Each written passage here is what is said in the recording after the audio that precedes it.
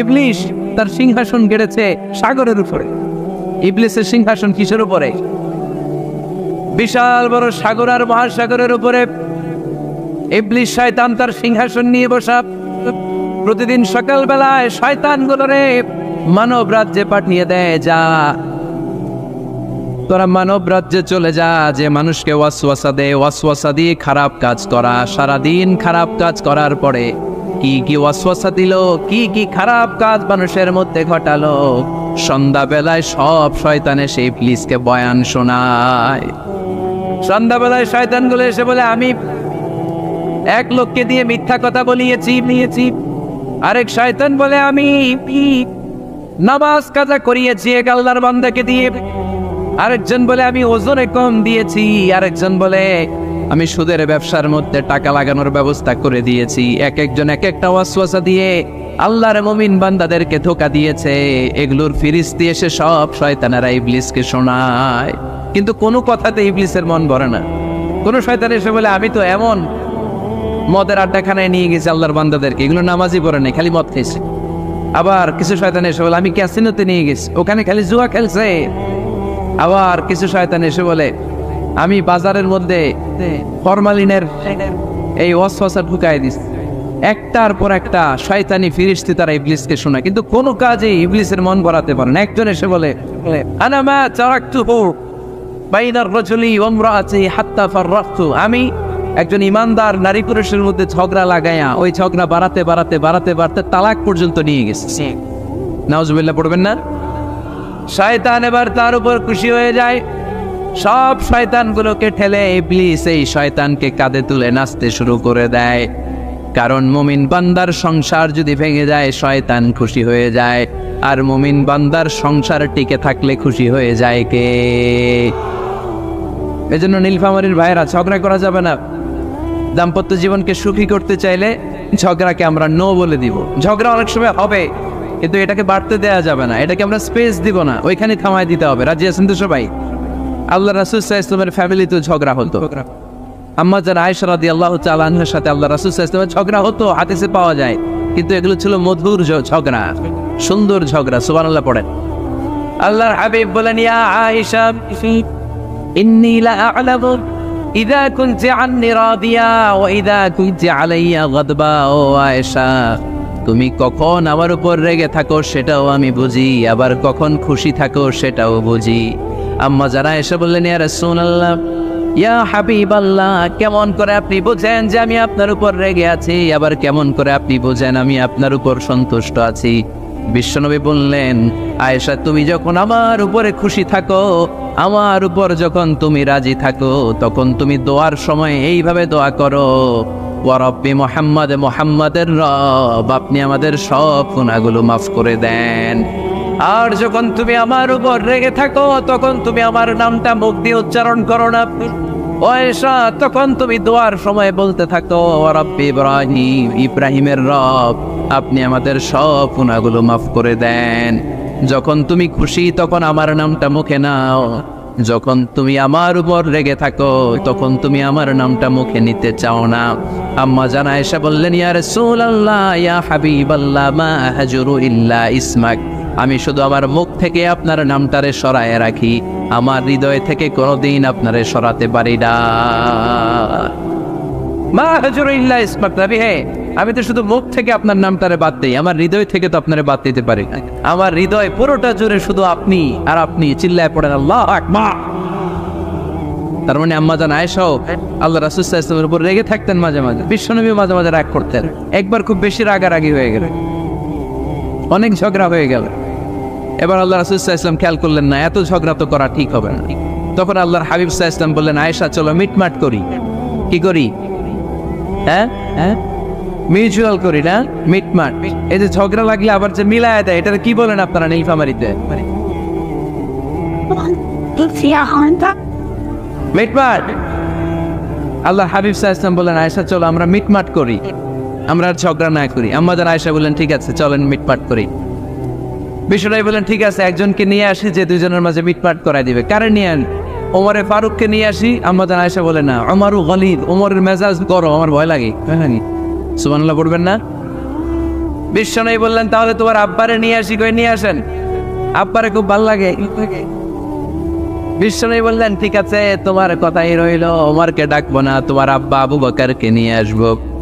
বিশ্বনবী মিটমাট করার জন্য সাইয়েদনা আবু বকর রাদিয়াল্লাহু তাআলা আনহুকে ডেকে নিয়ে আসলেন। সাইয়েদনা আবু বকর রাদিয়াল্লাহু তাআলা আনহু ঘরে ঢুকলেন। বিশ্বনবী বললেন, আয়েশা, আমার আর তোমার মাঝে কি নিয়ে ঝগড়া হয়েছে, কথাটা কি তুমি বলবা নাকি আমি বলবো? আম্মা জান আয়েশা বলেন, আপনি বলেন, তবে মিথ্যা বললেন না, যা ঘটছে ওইটাই বললেন। ওলা তাকুলিল্লাহ হাক্কান, যেটা সত্য ওইটাই বলবে, অন্য কিছু বলবেন না। আবু বকর রাদিয়াল্লাহু তাআলা তো শুনে রেগে মেগে আগুন, কি এত বড় সাহস, বিশ্বনবীর সামনে দাঁড়িয়ে তুমি এভাবে কথা বলো, এই আদব শিক্ষা দিয়েছি তোমাকে আমি। রেগে গেলেন। বিশ্বনবী কি সত্য ছাড়া মিথ্যা কিছু বলবেন? রেগে মেগে চিৎকার করে মেয়ের গালের মধ্যে দিলেন এক চপেট আঘাত, এক থাপ্পড় খেয়ে আম্মা জান আয়েশা উল্টায় পড়লেন। আবার মারার জন্য সাইয়েদনা আবু বকর রাগে গড়গড় করছিলেন, মেয়েরে আবার মারার জন্য উদ্যত হলেন। বিশ্বনবী অবস্থা ভয়ঙ্কর দেখে সাইয়েদনা আবু বকরের সামনে দুই হাত মেলে এইভাবে দাঁড়িয়ে গেলেন। বিশ্বনবীকে যখন আবু বকর রাদিয়াল্লাহু তাআলা আনহু দাঁড়াতে দেখলেন, সাইয়েদনা আবু বকর মুহূর্তের মধ্যে থেমে গেলেন। সুবহানাল্লাহ পড়েন। সাইয়েদনা আবু বকর রাদিয়াল্লাহু তাআলা আনহু ঘর থেকে বের হয়ে গেলেন। এবার বিশ্বনবী আম্মা জান আয়েশার কাছে যেয়ে বলেন, ও আয়েশা, দেখো আমি তোমার মাইট থেকে বাঁচাইলাম, আমি না থাকলে তোমার বাবা তোমার আসে শেষ করে ফেলতো, ঠিক কি না? আমি বাঁচাইছি তোমারে। ইয়া আয়েশা কাইফা রাআইতিনি আনখাসতুকি মিনার রাজুল, দেখছো আয়েশা কেমনে বাঁচাইলাম তোমারে? আজকে আমি না থাকলে এমন পিটতে দিতে তোমার বাবা একেবারে খবর হয়ে যায়। আম্মা জান আয়েশা লজ্জায় পড়ে গেলেন, হেসে দিলেন। বিশ্বনবীও হেসে দিলেন। সুবহানাল্লাহ পড়েন। দুইজনের এই হাসির আওয়াজ ঘরের বাইরে থেকে সাইয়েদনা আবু বকর শুনতে পেলেন। উনি শুনে তো অবাক, কিরে এতক্ষণ তৃতীয় বিশ্বযুদ্ধ, এখন আবার আসে। ঘরে ঢুকলেন। ঘরে ঢুকার পরে আবু বকর রাদিয়াল্লাহু তাআলা আনহু বিশ্বনবীরে বলেন, ইয়া রাসূলুল্লাহ, আশরিকানি ফি সিলমিকুমা কামা আশরাকতুমানি ফি হারবিকুমা। হে আল্লাহর রাসূল, আপনারা দুইজন ঝগড়া লাগলে মিটমাট করার জন্য আমারে যেমনি ডাকেন, আপনারা যখন সুখ আনন্দ আর হাসাহাসিতে ব্যস্ত থাকেন, ওই হাসির সময়গুলোতে শেয়ার করার জন্য তখনও আমার একটু ডাইকেন পড়েন। সুবহানাল্লাহ। ও নবী, শুধু ঝগড়ার সময় ডাইকেন না, শুধু মিলায় দেওয়ার জন্য ডাকবেন না। আপনাদের মধ্যে যখন সুখকর আনন্দময় হাসাহাসির মুহূর্তগুলো কাটে, ওই মুহূর্তগুলোতেও আমাকে এনে আপনারা শেয়ার করে দিয়েন, পড়েন সুবহানাল্লাহ। মুসনাদে আহমদ ইবনে হাম্বলের হাদিস। এই হাদিস প্রমাণ করে আল্লাহ রাসূল সাল্লাল্লাহু আলাইহি ওয়াসাল্লামের বড় ঝগড়া হতো স্ত্রীদের সাথে, তবে মধুর ঝগড়া, শিক্ষণীয় ঝগড়া। আওয়াজ করে বলতে হবে, ঠিক কি না? এজন্য ঝগড়া হবে, কিন্তু ঝগড়াকে বাড়তে দেয়া যাবে। তাহলে দাম্পত্য জীবন সুখময় করতে চাইলে 1 নম্বরে স্যাক্রিফাইস, 2 নম্বরে ঝগড়াকে আমরা কি বলে দিছি আজকে? বলে গেছি ঝগড়াকে কি বলবো? নো। তাসলিমা নামে একটি মেয়ে হারিয়ে গেছে। ওসি সাহেব বলেছেন পিছনে পুলিশের কাছে যদি পাঠিয়ে দিতে পারেন ভালো হয়। ছোট্ট মেয়ে দেখলে জিজ্ঞেস করবেন তোমার নাম কি, যদি বলে তাসলিমা, 6 বছর বয়স, ওকে পাঠিয়ে দিবেন। 3 নাম্বার, দাম্পত্য জীবন সুখময় করতে চাইলে দাম্পত্য জীবনের কোনো গোপন কথা কারোর সাথে শেয়ার করা যাবে না। এটা কবিরা গুনাহ, এটাকে হারাম বলে ঘোষণা দিয়েছে কে? এটাকে বিষ্ণু বলেছেন আযমুল আমানা। স্বামী স্ত্রীর মধ্যে যে অন্তরঙ্গ মুহূর্ত কাটে, এই মুহূর্তগুলোর কথা কারোর সাথে শেয়ার করা যাবে? নীলফামারীর যুবক ভাইরা চিল্লায় বলে, এগুলো শেয়ার করা যাবে? বিষ্ণু বললেন খবরদার, এটা আযমুল আমানা। স্বামীর সবকিছু স্ত্রীর কাছে আমানত, স্ত্রীর সবকিছু স্বামীর কাছে আমানত। আবার বিষ্ণু বলেছেন যারা স্বামী স্ত্রীর গোপন দাম্পত্য জীবনের কথা অন্যের কাছে শেয়ার করে দেয়, তারা হলো আশারুন নাস, পৃথিবীর মধ্যে সবচাইতে নিকৃষ্ট মানুষ। এরা নিকৃষ্ট, এদের চাইতে নিকৃষ্ট আর কেউ হতে পারে না। উলাইকা কাল আনআম বাল হুম আদাল। এরা পশুর চাইতেও নিকৃষ্ট, যারা স্বামী স্ত্রীর প্রাইভেট কথা, পার্সোনাল কথা মানুষের কাছে বলে বেড়ায়। আর সিবাহু হারাম, এই গোপনীয় সব কথাগুলোকে অন্যের কাছে প্রকাশ করা হারাম করেছে কে? চিল্লায় বলতে হবে কে? তাহলে খবরদার, নিজেদের দাম্পত্য জীবনের কোনো কিছু অন্যের সাথে শেয়ার করবেন। আমাদের বোনরা অনেক সময় একসাথে বসলে পেটের কথা, পিঠের কথা সব বলে ফেলায়, আছে না? নাই না বোনেরা, সব শেয়ার করলেও আপনাদের দাম্পত্য জীবনের কোনো কথা কখনো কারোর সাথে শেয়ার করতে পারবেন না। 4 নম্বর ফর্মুলা হচ্ছে অহেতুক সন্দেহ পরিহার করতে হবে। অনেক স্ত্রী আছে স্বামীরে খালি সন্দেহ করে, আছে না নাই? নীলফামারীতে এই সমস্যা নাই, আছে? এই যে ভুক্তভোগী পাওয়া গেছে, আছে না নাই?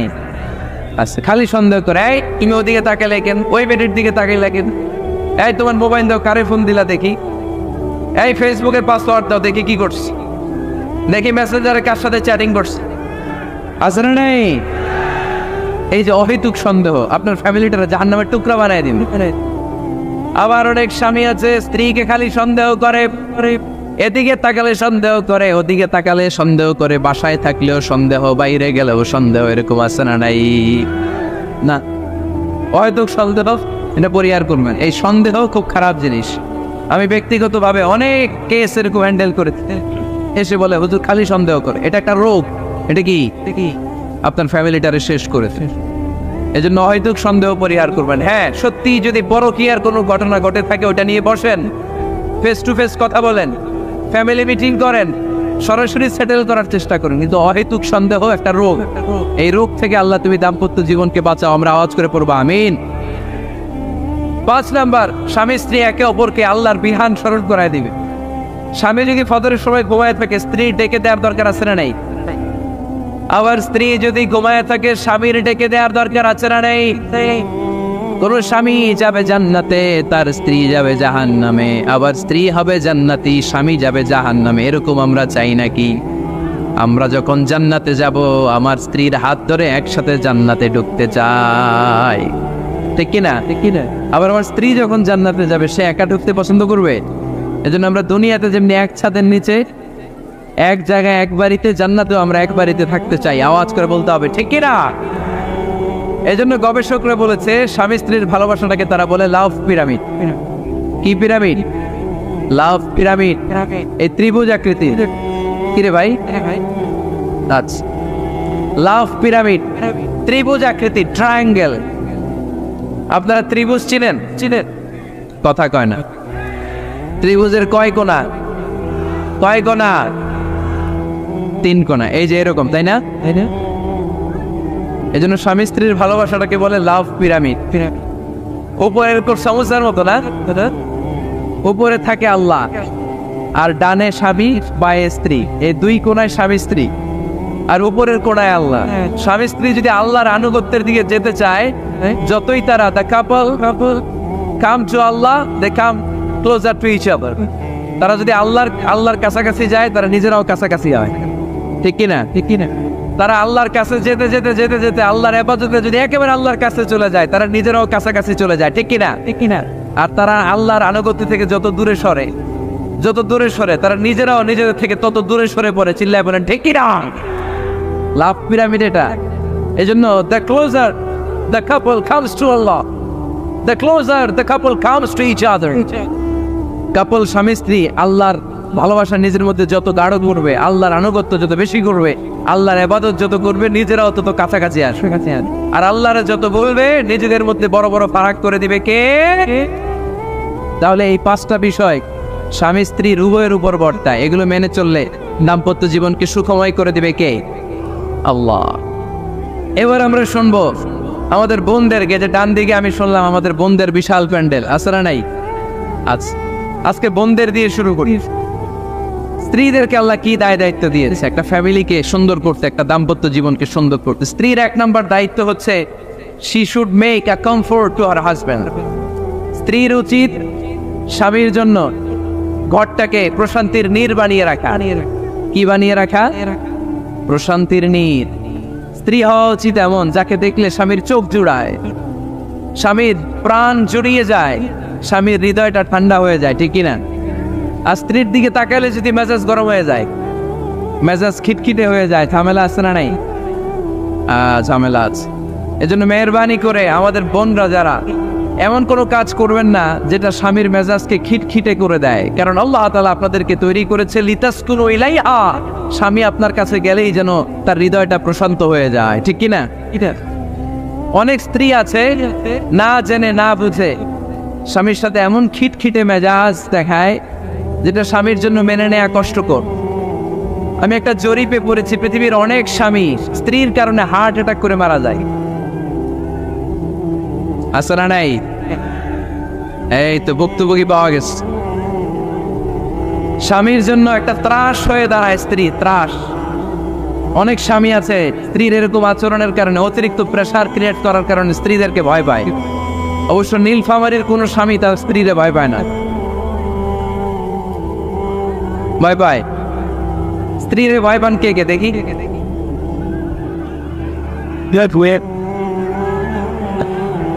ভয় পান আপনারা? ভয় পান? হ্যাঁ,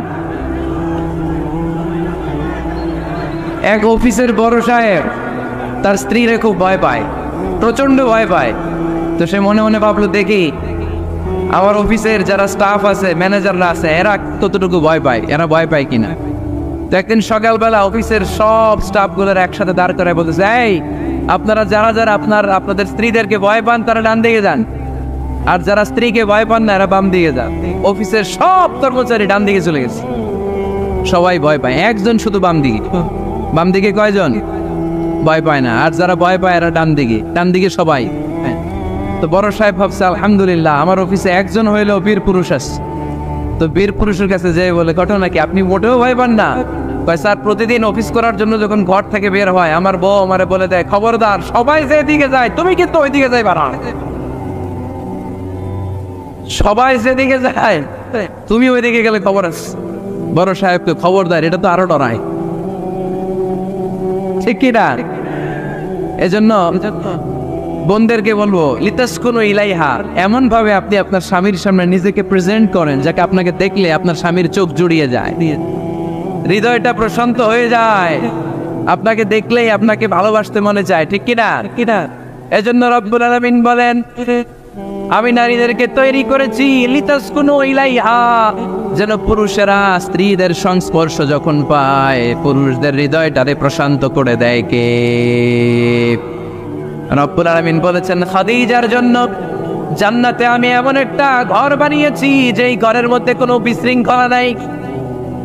খাদিজার জন্য জান্নাতে এমন একটা প্রাসাদ আমি বানিয়েছি যেই প্রাসাদের মধ্যে কোনো আওয়াজ নাই, কোনো কোলাহল নাই। কুরাইশদের মাঝে যখন দাওয়াত দিতেন সব বিশৃঙ্খলা ঝামেলা গোলমাল শেষ করে রাতের বেলায় যখন খাদিজার ঘরে বিশ্বনবী ঢুকতেন, বিশ্বনবীর হৃদয়টারে প্রশান্ত করে দিত কে?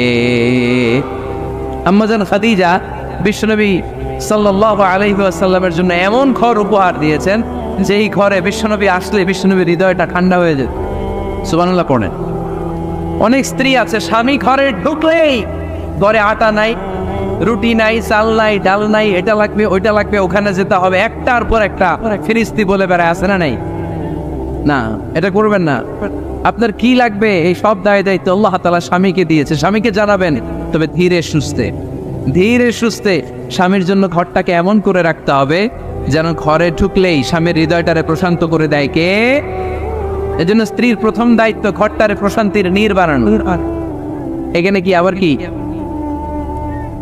কি এখানে মারামারি দুই দল নাকি?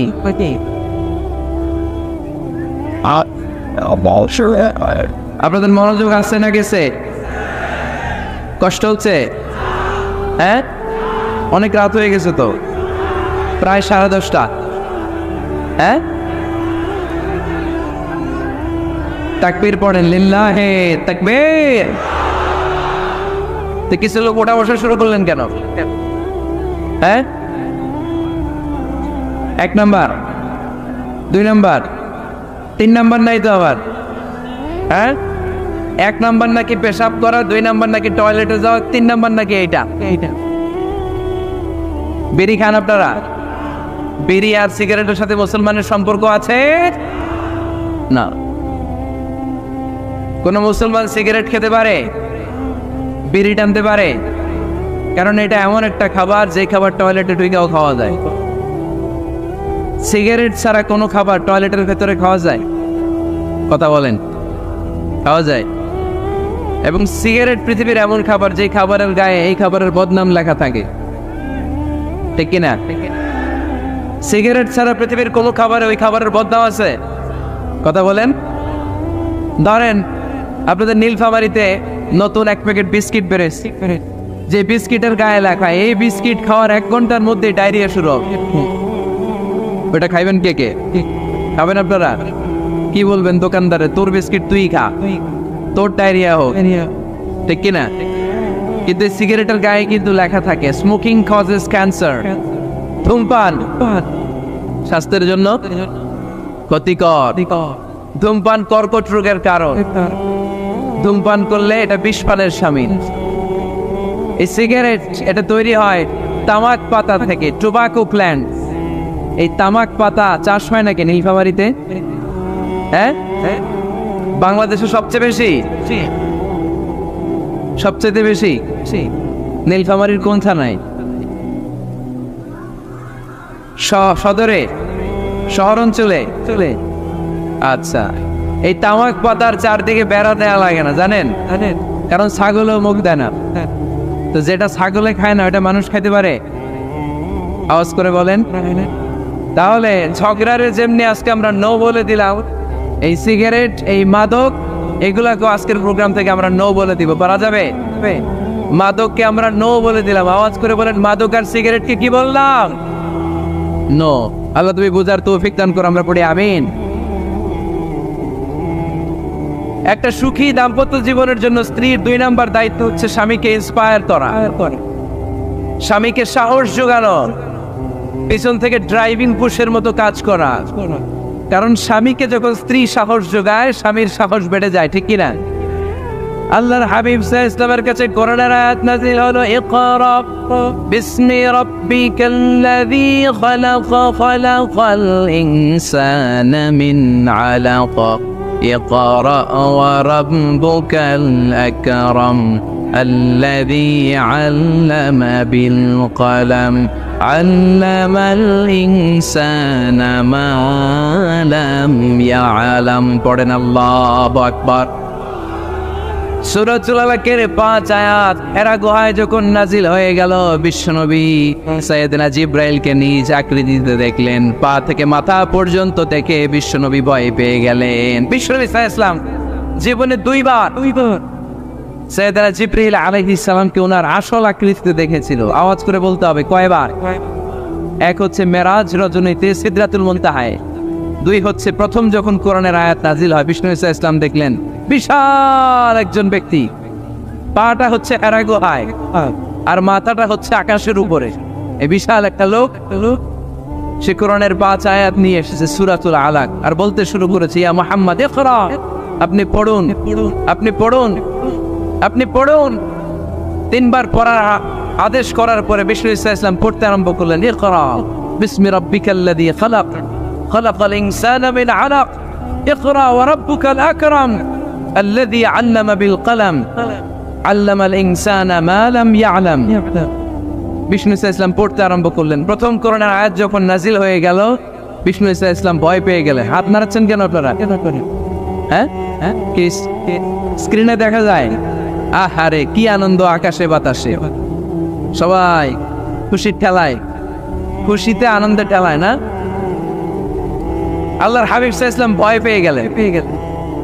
আপনাদের মনোযোগ তো নাই মনে হচ্ছে, তা হাত নাড়াচ্ছেন কেন? এদিকে তাকা। খরগোশের কানের মতো কান দুটারে খাড়া করে। কোরআনের আয়াত যখন নাজিল হলো, আল্লাহ রাসূল সাল্লাল্লাহু আলাইহি ওয়াসাল্লাম ভয় পেয়ে গেলেন। বিষ্ণু ইসা ইসলামের হৃদয় কাঁপতে আরম্ভ করলো। কোরআনের 5 আয়াত নিয়ে হেরা গুহা থেকে বিশ্বনবী আম্মা জান খাদিজাতুল কুবরা রাদিয়াল্লাহু তাআলা আনহার কাছে চলে আসলেন। এসে ডেকে বললেন, খাদিজা জাম্মিলুনি জাম্মিলুনি, কম্বল দিয়ে তুমি আমারে চাপা দাও, আমার ভয় লাগছে, মনে হয় আমি বাঁচব না। আম্মা জান খাদিজা বললেন, কি হয়েছে আপনার? বিশ্বনবী বললেন, বিশাল বড় একটা লোক কোরআনের 5 আয়াত নিয়ে এসেছে।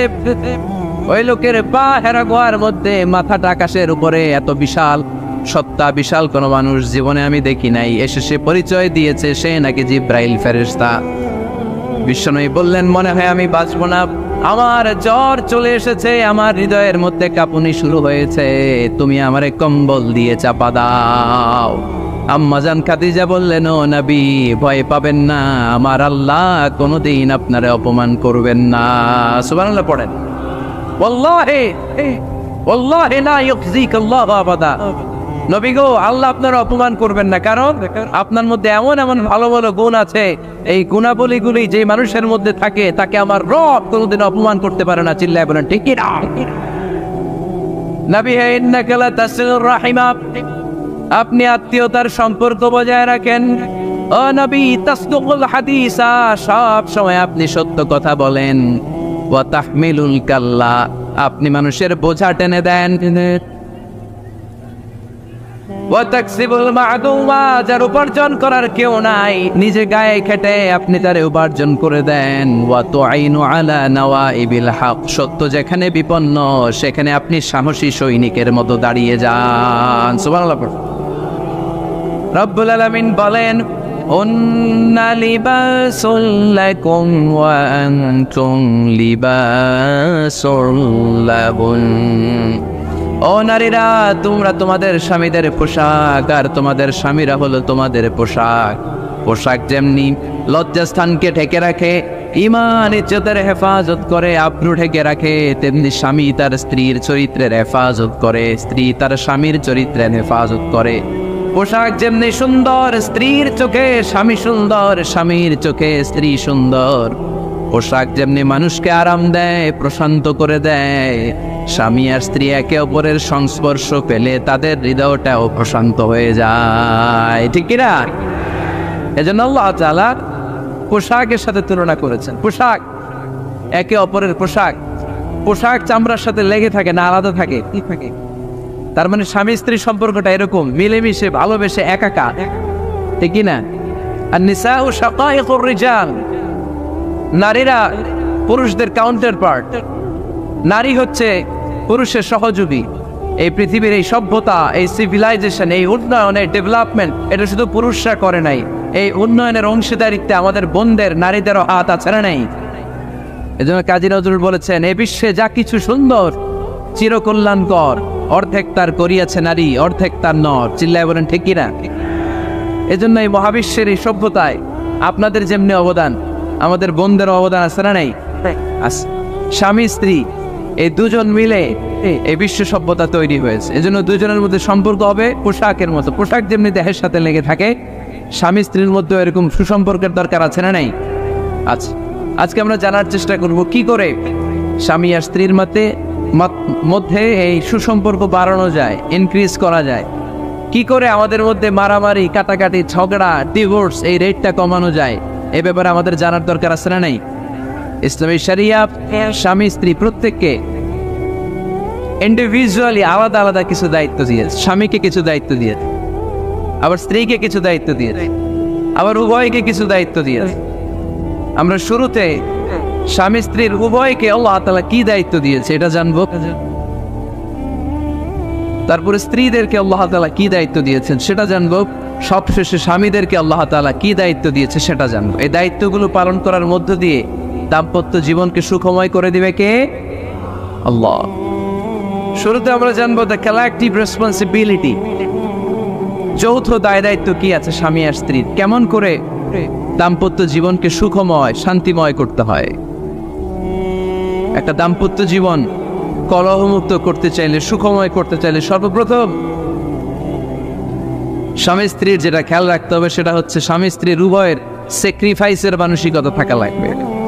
স্যাক্রিফাইস, আওয়াজ করে আমার সাথে সাথে বলেন স্যাক্রিফাইস। এই স্যাক্রিফাইস ছাড়া দাম্পত্য জীবন টিকবে? দুইজনেই যদি ঝগড়া করে, দুইজনেই যদি রেগে যায়, ঝামেলা আসে না নাই? স্বামী রেগে গেলে স্ত্রীকে থেমে যেতে হয়, আবার স্ত্রী রেগে গেলে স্বামীকে থেমে যেতে হয়। স্বামীও যদি রেগে যায়, স্ত্রীও যদি রেগে যায়, তাহলে তৃতীয় বিশ্বযুদ্ধ বেঁধে যাবে, ঠিক কিনা? এই জন্য রেগে গেলেন তো হেরে গেলেন, রাগা যাবে না। স্বামী যদি রেগে যায়, স্ত্রী থেমে যেতে হবে। স্ত্রী যদি রেগে যায়, স্বামী থেমে যেতে হবে। এটাই দাম্পত্য জীবনের সুখ আর সমৃদ্ধির মূল ফর্মুলা। স্যাক্রিফাইস করতে হবে। এর কারণ আপনি যদি দোষ খুঁজতে শুরু করেন, দোষ ছাড়া পৃথিবীতে মানুষ নাই, ঠিক কিনা? No one is perfect in this world. এই পৃথিবীতে কেউই পারফেক্ট না। আপনি যে আপনার স্ত্রীর দোষ খোঁজেন, আপনারও দোষ আছে না নাই? আবার ভাবি যদি আপনার খালি দোষ খোঁজে, ভাবিরও দোষ আছে না নাই? না, এজন্য দোষ খুঁজবেন না, স্যাক্রিফাইস করেন, একটু মানিয়ে নিন। দাম্পত্য জীবনটা এরকমই, একটু ছাড় দিতে হয়, একটু মানিয়ে নিতে হয়। দাম্পত্য জীবনে কখনো মন খারাপ, কখনো মন ভালো, কখনো রোদ, কখনো বৃষ্টি, এই নিয়েই দাম্পত্য জীবন, ঠিক কিনা? তাহলে দাম্পত্য জীবনে যদি আমরা সুখ পেতে চাই, সকল নবদম্পতিকে বলবো একটু ছাড় দেওয়ার মানসিকতা বিল্ড আপ করেন, একটু মানিয়ে নেন, একটু ছাড় দেন, একটু মিলেমিশে চলেন। এক স্যাক্রিফাইস আমাদের জীবনটারে, আমাদের দাম্পত্য জীবনটাকে একটা জান্নাতি দাম্পত্য জীবন বানাই দিবে, ঠিক কিনা? দাম্পত্য জীবনকে সুখী করার 2 নাম্বার ফর্মুলা হচ্ছে ঝগড়া করা যাবে না। আপনারা ঝগড়া করেন নাকি? হ্যাঁ, বউয়ের সাথে ঝগড়া করেন না এরকম বিবাহিত পুরুষ কে কে আছেন দেখি এখানে? হাত তুলছে অনেকে, বিশ্বাস হয় আপনাদের? হ্যাঁ, অনেক ঝগড়া। হ্যাঁ, আচ্ছা, মেয়েরা বেশি করে? না না, এই মহিলা প্যান্ডেল আছে এদিকে, এদেরকে জিজ্ঞেস করলে বলবে সব দোষ আপনাদের, আর আপনারা দোষ দিচ্ছেন এদের। তো ঝগড়া করবেন না মেহরবানি করে, সম্মানিত ভাইরা, ঝগড়া করবেন না। কারণ এই ঝগড়া থেকে, সামান্য ঝগড়া থেকে অনেক সময় বিচ্ছেদের দিকে চলে যায় সম্পর্ক। ছোট্ট ঝগড়া থেকে যেতে যেতে ঝগড়া বাড়তে বাড়তে ডিভোর্সের দিকে গড়া, এরকম আছে না? নাই না, সামান্য ঝগড়া যদি বেঁধে যায়, শয়তান এটার মধ্যে বাতাস দেয়, এটারে বাড়াতে বাড়াতে শয়তান অনেক বড় করে। ইমানদারদের পরিবার ভেঙে গেলে শয়তান খুশি, আর ইমানদারদের পরিবার টিকে থাকলে আমার আল্লাহ খুশি। আমরা কার খুশি চাই? জোরে বলতে হবে, খুশি চাই কার? শয়তান সব সময় চায় ইমানদারদের ফ্যামিলি ভেঙে দিতে। Always it tries its level best to break down the relationship of a moving family. একদিন ইমানদারের ফ্যামিলি কি করে ব্রেক ডাউন করে দেয়া যায়? যেন ঝগড়াই করবো না আমরা। আপনি ঝগড়া করলে ভাবি যেন ঠান্ডা থাকে, ভাবি ঝগড়া শুরু করলে আপনি ঠান্ডা থাকবেন। ঝগড়া করা যাবে না, কিন্তু ঝগড়া হয়ে যায় ফ্যামিলিতে, এটাকে চেক দিতে হবে। ঝগড়া নিয়ে অনেক মজার মজার গল্প আছে, একটা গল্প দিয়ে আজকে শুরু করি। এক লোক মাহফিল শেষ করে 11টার দিকে বাসায় ফিরেছে। তো বাসায় ঢুকার আগে তার ওয়াইফকে ফোন দিয়েছে, ফোন দিয়ে বলতেছে, এই মাহফিল শেষ, আমি কিন্তু বাসায় চলে আসতেছি, শুরু করার আগে তাড়াতাড়ি দরজাটা খোলো। তো স্ত্রী আবার রাতের খাবার স্বামীকে ছাড়া খায় না, তো স্ত্রী দরজা খুলে দাঁড়ায় আছে, স্বামী বেচারা আসছে। আসার পরে স্ত্রীকে বলতেছে, এই শুরু করার আগে রাতের খাবার দিয়ে দাও, খেয়ে নেই। তো স্বামী ওয়াশরুম থেকে ফ্রেশ ট্রেশ হয়ে আসছে, স্ত্রী বেচারিও ডাইনিং টেবিলে খাবার দিয়েছে। এবার স্বামীও খেতে বসেছে, স্ত্রীও খেতে বসেছে। স্বামী আবার বলতে আরম্ভ করছে, শুরু করার আগে ফ্যানটা ছাড়ো, খুব গরম লাগতেছে। এবার তো স্ত্রী রেগে মেগে আসলেন, কি আসার পর থেকে শুরু করার আগে কি শুরু করার আগে?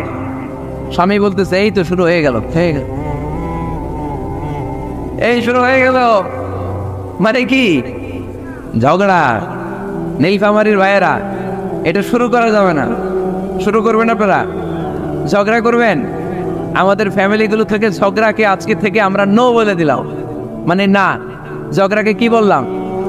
সবাই বলতে পারেন না, আওয়াজ করে বলেন, ঝগড়াকে আমরা কি বলবো? নো। ঝগড়া করা যাবে। শয়তান ঝগড়া বাঁধে দেখো উস্তাদ। সহিহ মুসলিমের হাদিস, ইন্না ইবলিসা ইয়াদাউ আরশাহু আলাল মা থুম্মা ইয়াবআসু। যারা চলে যায় ওনারা বেঁচে যায়, বিপদে পড়ে আছে আমরা, ঠিক কিনা? ওনাদের ওই পালাটা শেষ, কেউ থাকতে পারবে না। বিশ্বনবীও চলে গেলেন, বিশ্বনবীরও এই এন্তেকালের মৃত্যুর যে কষ্ট, এটা ভোগ করা লেগেছে, ঠিক কিনা? এজন্য কারো রেহাই নাই। আকসিরু যিকরা হাযিমিল লাযযাত, জীবনের সব স্বাদকে পানসা করে দেয় ওই কষ্টের বিষয়, মানে মরণকে বেশি বেশি স্মরণ করো। কিন্তু আমরা মৃত্যুর কথা বেমালুম ভুলে যাই। আমাদের লাইফস্টাইল দেখলে মনেই হয় না যে আমরা এই পৃথিবী ছেড়ে চলে যাব, ক্ষণিকের জন্য এসেছি। বিশ্বনবীর সাহাবারা বলতেন, যখন সকাল হয় সন্ধ্যার জন্য অপেক্ষা করো না, আবার যখন সন্ধ্যা পর্যন্ত পৌঁছবে পরদিন সকালের জন্য অপেক্ষা করো না, তার আগেই ডাক চলে আসতে পারে, ঠিক কিনা?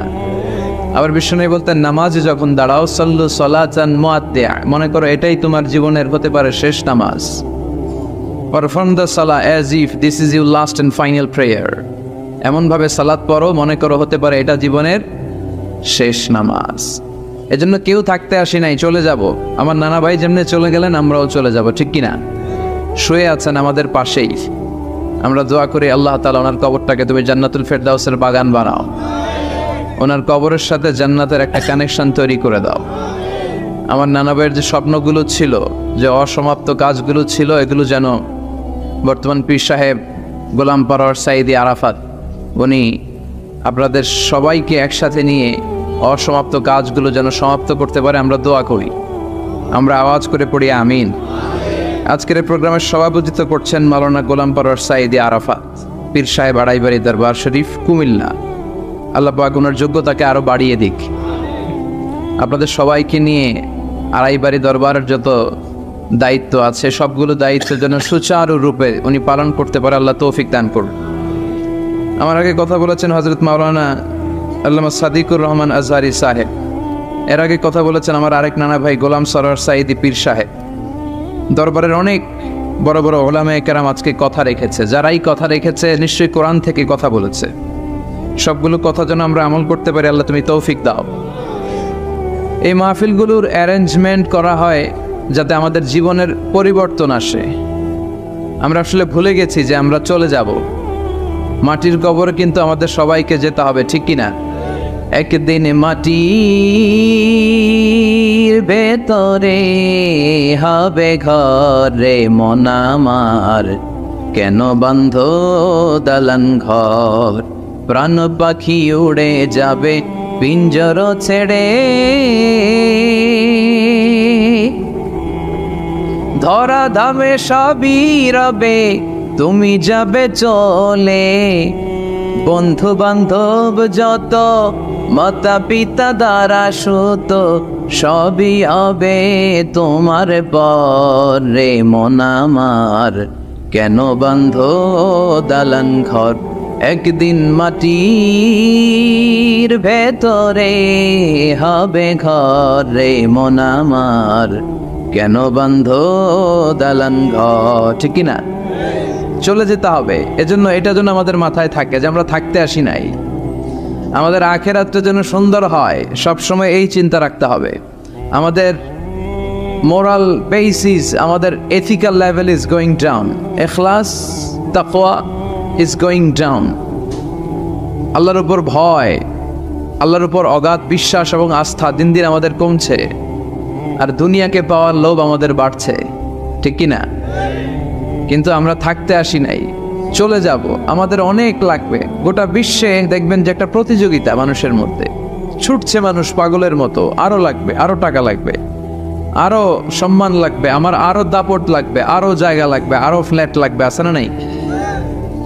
বিশ্বনবী বলেন বনি আদমের প্রত্যেককেও যদি একটা স্বর্ণের পাহাড়ের মালিক বানিয়ে দেয়া হয়, কিসের পাহাড়?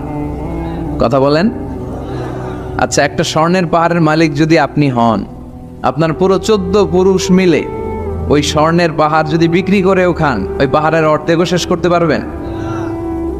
বিশ্বনবী বললেন প্রত্যেককে যদি একটা স্বর্ণের পাহাড়ের মালিকও বানিয়ে দেয়া হয়, প্রত্যেকে চাবে আরো একটা স্বর্ণের পাহাড় কেমনে নেওয়া যায়। কত বড় ডাকাত, ঠিক কিনা? ওয়ালা ইয়ামলা আফাহু ইল্লা তুরাব, কবরের মাটি ছাড়া কোনো কিছু বনি আদমের এই মুখকে বন্ধ করতে পারবে? আরো লাগবে, খাই খাই খাই খাই, আরো দাও, পাই নাই, এরকম অসন্তোষ আছে না নাই? অল্প খাবেন, অল্প পড়বেন, অল্প জমাবেন, অল্পের ভেতরে বরকত দিছে কে? এজন্য বেশি বেশি আমরা করব না, অল্পে সন্তুষ্ট থাকবো, আর শুকর করবো একজনের, তিনি কে? কারণ তিনিই পারেন আপনার মনের সব জ্বালা যন্ত্রণা দূর করে দিতে। আল্লাহ পাক আমাদেরকে সহি সমঝ দান করুক। সবাই পড়েন আমিন। আপনাদের কষ্ট হচ্ছে না তো? বলেন কি, রাত বাজে 11:30, শহরের ভেতরে এত রাতে কথা বলা যায়? হ্যাঁ, কথা বলা যাবে? তো আমরা খুব বেশি লম্বা চূড়ার সময় নিব না। শহরের মানুষ খুব ব্যস্ত থাকে, কারো অফিস আছে সকালে, কারো ব্যবসা প্রতিষ্ঠান খুলতে হবে। তো আমরা অল্প কয়েক মিনিট, অল্প সময় কথা বলবো, বেশি লম্বা সময় নিব না। তবে যতক্ষণ শুনবো মনোযোগের সাথে শুনবো, ইনশাল্লাহ পড়েন। আর ওঠা বসা করা যাবে না, করা যাবে? তো আমরা অল্প কয়েক মিনিট কথা শুনবো আমলের নিয়তে। আগে নিয়তটাকে খালেস করে নেই যে আল্লাহ, এই যে এত দামি সময় ব্যয় করে আমরা আসলাম, যা শুনবো এটা যেন আল্লাহ আমল করতে পারি। চিল্লায় পড়েন আমিন। আজকে কোরআনের সবচেয়ে দামি সূরাটা নিয়ে আমি কথা বলবো। সবচেয়ে দামি কোরআনে মোট সূরা কয়টা? সবাই বলেন। আমি যখন কথা বলি আমি ক্লাস নেই, তাফসির মাহফিলরে আমি বলি কি ক্লাস। তো ক্লাসে উত্তর করতে হয়। আমি সোজা কথার মানুষ, সোজা কথায় বিশ্বাসী, এত প্যাচগোজ নাই, সহজ কথা আমি ক্লাস করি। আমি তাফসির মাহফিলকে নিয়েছি যে আমি প্রতিদিন রাতে একটা করে শীতকালে ক্লাস করি। তো এই ক্লাসে উত্তর দিতে হয়। টিচার যদি প্রশ্ন করে উত্তর দেওয়ার দরকার আছে না নেই? আর টিচার প্রশ্ন করে, টিচার শিখায়, ছাত্র অমনোযোগী, ফেল করার সম্ভাবনা আছে না নেই? তো আমরা যেন পাস করতে পারি, ঠিক কিনা? যতক্ষণ কথা বলবো প্রশ্ন করলে আওয়াজ করে উত্তর দিতে হবে, বাঘের বাচ্চার মতো, ঠিক কিনা? আজকে কোরআনের সবচেয়ে দামি সূরাটা নিয়ে আমি কয়েক মিনিট কথা বলবো, ইনশাআল্লাহ। পড়েন। এবার বলেন কোরআনের সবচেয়ে দামি সূরা কি? হ্যাঁ? আর ইখলাস, আর ইয়াসিন, আর রহমান, আর বাকারা। বাকারা মানে কি? গাভী মানে কি? গরু। গাভী মানে নাকি গরু? তো গাভীর নামে আল্লাহ কোরআনে একটা সূরা দিলেন। গাভীর দুধ খাবেন বেশি বেশি। বিষ্ণু বলতেন আলাইকুম বি আলবানিল বাকার, তোমরা গরুর দুধ খেও। ফাইন্নাহা তুরাম্মু মিনাল আশজার, কেননা গরুর দুধ এটা ঘাস পাতার নির্যাস। গরু কি খায়? ঘাস খায়। আবার বিষ্ণু বলতেন গরুর গোশত খায়ও কম, দুধ খায়ও বেশি, কেননা ফাইন্না ফি লাবানিহা শিফা, গরুর দুধে আছে শিফা, ও ফি লাহমিহা দা, আর গোশতে আছে রোগ। এখন অনেক ডাক্তারের সিরিয়াল দিতে গেলে ডাক্তার বলে লাল গোশত যারা খায় এরা যেন আমার সিরিয়াল না নেয়, কারণ আমি যতই ওষুধ দিব কোনো কাজ করবে না। Red meat is strictly prohibited for my patient. আমার রোগীর জন্য লাল মাংস খাওয়া নিষিদ্ধ। গরুর গোশতের ভেতরে আছে রোগ, কোলেস্টেরল বেশি। খেয়াল রাখবেন, যেই প্রাণীর পা বেশি ওই প্রাণীর গোশতের ভেতরে কোলেস্টেরল বেশি। মাছের পা আছে? কথা বলেন। মাছে কোনো কোলেস্টেরল নাই, সুবহানাল্লাহ পড়ে। মুরগির পা কয়টা? দুইটা, তার মানে কিছু আছে, তাই না? গরুর পা কয়টা? তার মানে কোলেস্টেরলের পরিমাণ বেশি না কম? এবার বলেন চিংড়ি মাছের পা কয়টা? কয় হুজুর হিসাব নাই। তাহলে কোলেস্টেরলেরও হিসাব নাই। এগুলো কম কম খেতে হবে, ঠিক কি না? তো এজন্য দুধ খেতে হবে বেশি। জান্নাতে যারা যাবে আল্লাহ তাআলা জান্নাতীদের জন্য 4টা শারাবান তাহুরা রাখবেন। ওয়াসাকাহুম রাব্বুহুম শারাবান মাসালুল জান্নাতিল্লাতী ওয়াইদাল মুত্তাকুনা ফিহা আনহারুম মিন মাইন গায়রি আসিন ওয়া আনহারুম মিন লাবানিন লাম ইয়াতাগায়্যার তা'মুহু وأنهار من خمر لذة للشاربين وأنهار من عسل مصفى سبحان الله। জান্নাতে যারা ঢুকবে জান্নাতীদের গলায় যেন কোনো তৃষ্ণা না লাগে, এজন্য আল্লাহ তাআলা জান্নাতের ভেতরে 4 ধরনের শারাবান তাহুরার ঝর্ণা রাখবেন। কয় ধরনের? 1 নাম্বার হচ্ছে মিনারেল ওয়াটারের ঝর্ণা। মিনারেল ওয়াটার খান আপনারা? কোনটা খান? মাম খান, কেউ ফ্রেশ খায়, আর অ্যাকুয়াফিনা, আর কি খান? স্পা, আর কিনলে। এটা সবচেয়ে ভালো, এটার মধ্যে ঝামেলা কম, এটা টেস্ট করে জানা গিয়েছে। কিনলে খাবেন, কোকা-কোলা কোম্পানির, এটা ভালো পানি। কিনলে সবচেয়ে purified water ever in Bangladesh. বাংলাদেশে পাওয়া পরীক্ষিত সবচাইতে বিশুদ্ধ পানি হচ্ছে কিনলে। তো একজনকে মার্কেটিং করে দিতেছে হুজুরে।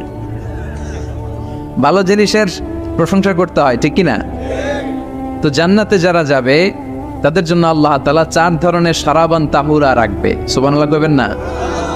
1 নাম্বার মিনারেল ওয়াটার, মিনারেল ওয়াটারের ঝর্ণা, আপনি ওখান থেকে তেদারসে পান করবেন। নাম্বার 2 দুধের ঝর্ণা, দুধের ঝর্ণা, ফ্রেশ মিল্ক এর ঝর্ণা থাকবে। নাম্বার 3 মধুর ঝর্ণা, মধু খাবেন বেশি বেশি, মধুর মধ্যেও শিফা আছে। এই কোরআনে 2টা জিনিসের ক্ষেত্রে আল্লাহ উল্লেখ করেছেন শেফা। এক হচ্ছে কোরআন, কোরআনটা নিজেই শেফা, সুবহানাল্লাহ। আর হচ্ছে মধু, মধুর ভিতরে শেফা আছে না নাই? আছে। তো বিশুদ্ধ পানির ঝর্ণা, দুধের ঝর্ণা, মধুর ঝর্ণা, আরেকটা থাকবে মদের ঝর্ণা। সুবহানাল্লাহ বাড়িতে গিয়ে বললেন, দুনিয়াতে মদ খাওয়া হারাম করছে কে? আর ওই আল্লাহ জান্নাতে আপনাদেরকে মদ খাওয়াবে। বোতলের মদও আছে, এটার নাম রাহিকুম মাখতুম, সিল্ড ওয়াইন। মিজাজুহা কাফুরা, কর্পূরের ফ্লেভার থাকবে। মিজাজুহু মিন তাসনিম, তাসনিমের ফ্লেভার থাকবে। মিজাজুহা জনজাবিলা, জিঞ্জার ফ্লেভার, আদার ফ্লেভার থাকবে। সুবহানাল্লাহ পড়েন। কিন্তু ওই মদ খেলে মুখে দুর্গন্ধ হবে না, মাথায় মাতলামি আসবে না। আল্লাহু আকবার। কারণ ওই মদটা জান্নাতের যে সুন্দর সুন্দর সুঘ্রাণওয়ালা গাছ আছে, ফুল আছে, ওই ফুলের নির্যাস থেকে আল্লাহ বানাবেন। সুবহানাল্লাহ পড়েন। সেজন্য এই 4 ধরনের সুপেয় পানি আল্লাহ তাআলা জান্নাতীদের জন্য রাখবেন। এর চেয়ে দামি একটা পানি রাখবেন, ওইটার নাম হচ্ছে আল কাউসার। কি নাম? পড়েন, ইন্না আ'তাইনাকাল কাউসার ফাসাল্লি লিরাব্বিকা ওয়ানহার ইন্না শানিআকা হুয়াল আবতার। সুবহানাল্লাহ। কাউসারের একটা ঝর্ণা থাকবে, এই কাউসারের পানি আহলা মিনাল আসাল, হাউজে কাউসারের পানি মধুর চেয়েও মিষ্টি। আবিয়াদু মিনাল লাবান, দুধের চেয়েও সাদা। আবরাদু মিনাস সালজ, বরফের চেয়েও ঠান্ডা। এক ঢোক যে খাবে চিরকালের জন্য তৃষ্ণা মিটে যাবে। এই সবগুলো যেন আল্লাহ আমরা পান করতে পারি। আরো জোরে পড়েন আমিন। জান্নাত এমন জায়গা, যে জায়গায় শুধু শান্তি আর শান্তি। জান্নাতে অশান্তি আছে? মারামারি, কাটাকাটি, কিলাকিলি, হরতাল, টেনশন, ব্যারাম আছে কি? আরাম। জান্নাতে আছে কি? নাই কি? ব্যারাম। আরামের জায়গা, কোনো টেনশন নাই। জান্নাতের ভিতরে রোদ নাই, বৃষ্টি নাই, ভূমিকম্প আছে? দুনিয়াতে ভূমিকম্পের টেনশন হয় না? বন্যা আছে জান্নাতে? পুলিশের দৌড়ানি, র্যাবের দৌড়ানি আছে? বাড়ি ভাড়ার টেনশন, বিদ্যুৎ বিল, গ্যাসের বিল, গমে ধরে না আমাদের, ঠিক কি না? জান্নাতে কোনো টেনশন না। জান্নাত হচ্ছে আরামের জায়গা। আপনারা যারা যাবেন জান্নাতে 60 হাত লম্বা হয়ে ঢুকবেন। আহলুল জান্নাতে জুরদা ওয়া মুরদা, জান্নাতীরা হবে পশমবিহীন। এই যে দুনিয়াতে দাড়ি রাখা ওয়াজিব বা সুন্নাতে মুআক্কাদা, কিন্তু জান্নাতীদের গালে কোনো দাড়ি থাকবে না, মোজ থাকবে না, গায়ে পশম থাকবে না। আবনাউ সালাসি ওয়া সালাসিন, সব জান্নাতি পুরুষরা হবে 33 বছরের তাগড়া যুবক। আল্লাহ এখানে যেমনি আমরা একত্রিত হলাম, তোমার জান্নাতেও যেন আমরা একত্রিত হতে পারি, তুমি তৌফিক দাও। আর জোরে পড়েন আমিন। এতগুলো কথা কোত্থেকে এসেছে জানেন? জিজ্ঞেস করেছিলাম সবচেয়ে দামি সূরা কোনটা? একজন বলছে বাকারা। বাকারা মানে গাভী, গাভী থেকে দুধ, দুধ থেকে জান্নাত। সুবহানাল্লাহ পড়ে। কোরআনের কথা শেষ হতে চায় না, ইন্টার রিলেটেড, তাই না? একটার সাথে আরেকটা মিলে থাকে। খেয়াল রাখবেন, আল্লাহর কথা রাসূলের কথায় কোনো ফাঁক ফোকর নাই, আছে? এজন্য এই দুইজনের কথাই আমরা মানব। বিদায় হজের ভাষণে বিশ্বনবী বলেছিলেন, লাকাদ তারাকতু ফীকুম আমরাইন লান তাদিল্লু মা তামাসসাকতুম বিহিমা কিতাবাল্লাহ ওয়া সুন্নাতা রাসূলি। আমি তো চলে যাব, রেখে যাব দুটো জিনিস, যদি দুটো জিনিসকে মেনে চলো কখনো বিভ্রান্ত হবে না। একটা হচ্ছে আল্লাহর কিতাব, আর একটা হচ্ছে বিশ্বনবীর সুন্নাত। এই দুইটা আমরা আঁকড়ে ধরবো। রাজি আছেন তো? পৃথিবী যেদিকে যাক আমি থাকবো দুইটা নিয়ে, ইনশাআল্লাহ। পড়েন। কোরআনের সবচেয়ে দামি সূরা কোনটা বলেন? ফাতিহা। কিছু বলতেছে ফাতিহা, পিছনের ভাইরা কি বলবেন? হ্যাঁ, ইয়াসিন। আর আচ্ছা এবার বলেন, আমি সহজ করে দিই, বলেন কোন সূরা না পড়লে নামাজ হয় না? এবার ক্লু পাইছে, এবার ক্লু পেয়েছে। এই সূরা ছাড়া নামাজ হয় না। আমি যদি পড়াই হবে না, এই মসজিদের ইমাম সাহেব পড়াইলে হবে না, কিন্তু বাইতুল মুকাররমের খতিব পড়াইলে আবার হবে। হবে না? শাইখ আব্দুর রহমান সুদাইস পড়ালে তো হবেই। খাইছে কত বড় মুফতি দেখছেন, ফতোয়া দিয়ে দিচ্ছে জি না, আসলেই হবে না। কারণ এটা এমন সূরা, এই সূরা না পড়লে নামাজ হয় না। বিশ্বনবী বুখারীর বর্ণনায় বলেছেন, আ'যামুস সুওয়ার ফিল কোরআন, কোরআনের সবচেয়ে দামি সূরা। এটা আমার বানানো কথা না, সবচেয়ে দামি সূরা। এই সূরার মতো সূরা কোরআনে তো নাই, তাওরাতের ভেতরেও নাই। ইনজিলের ভেতরেও নাই, জাবুরের ভেতরেও নাই। 7টা মাত্র আয়াত। কয়টা? কার কার মুখস্থ নাই হাত তোলেন। সূরা ফাতিহা মুখস্থ নাই কার কার হাত তোলেন। হিন্দু ভাই নাই কেউ?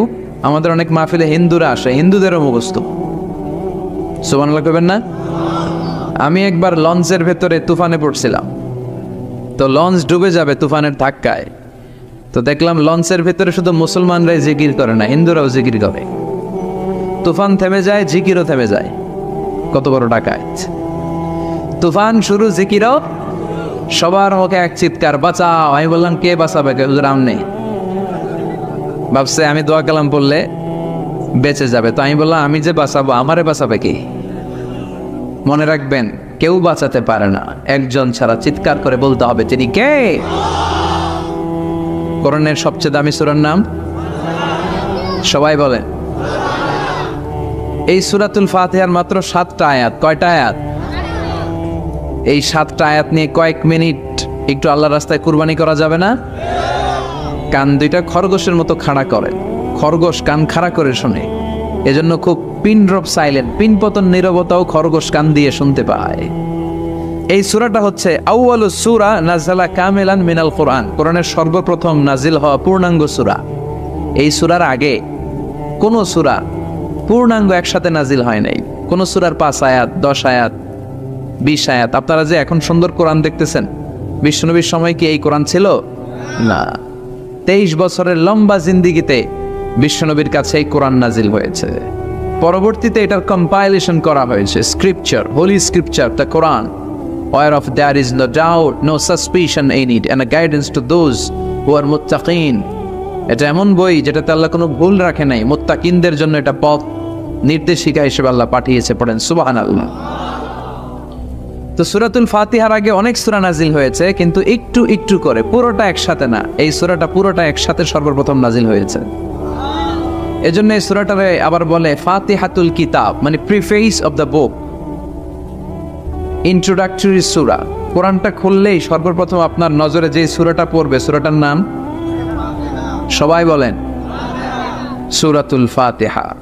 আবার বিশ্বনবী এটাকে বলেছেন কোরআনের মা। কি বলেছেন? চমৎকার একটা ইনফরমেশন না? মনে রাখতে হবে। তাহলে কোরআনের মায়ের নাম কি মনে থাকবে? বলেন তো, সকল পৃথিবীর সব শহরের জনপদের মায়ের নাম কি? মাক্কাতুল মুকাররমা। তেমনি কোরআন আল কারীমের মায়ের নাম হচ্ছে সূরাতু আল ফাতিহা। এরপরে বিশ্বনবী বলেছেন এই সূরাটা হচ্ছে সূরাতুল ওয়াফিয়া, অখণ্ড সূরা। এই সূরাকে খণ্ড খণ্ড করে পড়া যায় না। কেউ প্রথম রাকাতে সূরাতুল ফাতিহার অর্ধেক, দ্বিতীয় রাকাতে বাকি অর্ধেক যে পড়ছে হইছে। কিন্তু কেউ প্রথম রাকাতে সূরা আর রহমানের 10 আয়াত, পরের রাকাতে বাকি 10 আয়াত। কোনো সমস্যা আছে? সমস্যা নাই। তার মানে এই সূরার নাম সূরাতুল ওয়াফিয়া, অখণ্ড সূরা। মানে এই সূরাকে খণ্ড খণ্ড করে পড়া যায় না, পড়লে পুরোটাই পড়তে হয়। সুবহানাল্লাহ পড়েন। আবার এই সূরার আরেকটা নাম হচ্ছে সূরাতুদ দুআ, দোয়ার সূরা। কিসের সূরা? কেমন করে আল্লাহর কাছে প্রার্থনা করতে হয়, দোয়া করতে হয়, ফরিয়াদ করতে হয়, সে কথা এই সূরার ভেতরে আছে না নাই? কারণ এই সূরাতে আমরা প্রতিদিন একটা দোয়া করি, ইহদিনাস সিরাতাল, মানে কি? আল্লাহ আমাকে সরল সঠিক পথ দেখাও। আমাদেরকে পথ দেখায় কে? চিল্লায় বলেন। আমি যদি কোনদিন পথে ভুলে যাই, হাত ছানি দিয়ে কাছে নিও, মমতার বন্ধনে আমায় বেঁধে সব ভুল ক্ষমা করে দিও। আমি যদি কোনদিন পথে ভুলে যাই, হাত ছানি দিয়ে কাছে নিও, মমতার বন্ধনে আমায় বেঁধে সব ভুল ক্ষমা করে দিও। পড়ে না আমি। আমরা যদি পথ ভুলে যাই, আমাদের পথ দেখায় কে? এজন্য এই সূরাটার নাম সূরাতুদ দুআ, প্রার্থনার সূরা। কেমন করে আল্লাহর কাছে প্রার্থনা করতে হয় এই সূরার ভেতরে আছে না নাই? এরপরে এই সূরার নাম হচ্ছে সূরাতুস সালাহ, নামাজের সূরা। কিসের সূরা? সব সূরা ছাড়া নামাজ হয়, সূরাতুল ফাতিহা ছাড়া নামাজ হয়? বিশ্বনবী বললেন লা সালাতা লিমান লাম ইয়াকরা বিফাতিহাতিল কিতাব। যে সূরা ফাতিহা তার নামাজে পড়ে না, তার নামাজ আল্লাহর দরবারে কবুল হয় না। এরপরে বিষ্ণু বলেছেন এই সূরার নাম সূরাতুশ শিফা। সূরাতুশ শিফা, শেফার সূরা, আরোগ্য লাভ করার সূরা। অসুস্থ ব্যক্তির গায়ে এই সূরা পড়ে ফু দিলে সুস্থ করবে কে? বিশ্বাস হয়? বিশ্বাস হইতে হবে, ঈমান থাকতে হবে। ঈমান যদি পাক্কা হয় তাইলে কাজ করবে, তা না হইলে কাজ করবে না। অনেকে বলে হুজুর আমি তো কত সূরা ফাতিহা পড়ে ফু দিলাম, কই আমার পেটে ব্যথা তো ভালো হয় না। যেটা কইছে তুই একটা ডাকাত, ঠিক কি না? ওর ঈমান নাই, ওর ঈমানে ঝামেলা। ফু দেওয়ার মধ্যে বেশ কম আছে না নাই? কিছু লোক আছে সারাদিন ফু দিলে মোমবাতি নিবে না, আর কিছু লোক আছে ফু দিলে পানিতে আগুন ধরে যায়।